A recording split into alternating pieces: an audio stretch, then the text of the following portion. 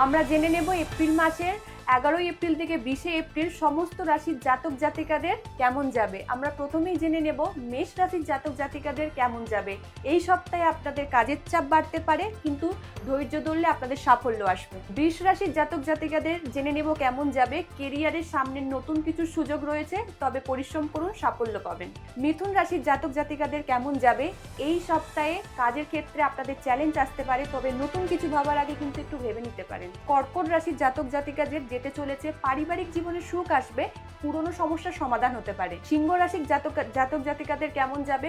চাকরির ক্ষেত্রে পদোন্নতির সম্ভাবনা রয়েছে, আয় বাড়বে এবং সুযোগও আসতে চলে। কন্যা রাশির জাতক জাতিকাদের জেনে নেব কেমন যাবে। এই সপ্তাহে পরিশ্রমের ফল মিলবে এবং নতুন কোনো পরিকল্পনার ক্ষেত্রে সফলতা আসবে। তুলা রাশির জাতক জাতিকাদের জেনে নেব কেমন যেতে চলেছে। সম্পর্কের ক্ষেত্রে নতুন ইতিবাচক মনোভাব আসবে, তবে প্রেমের ক্ষেত্রে শুভ সময়। বৃশ্চিক রাশির জাতক জাতিকাদের জেনে নেব কেমন যেতে পারে। কাজের দিক থেকে একটু প্রেশার আসবে, আর্থিক লাভ হতে পারে, তবে মানসিক চাপ কিছুটা বাড়তে পারে। মকর রাশির জাতক জাতিকাদের জেনে নেব কেমন যেতে চলেছে।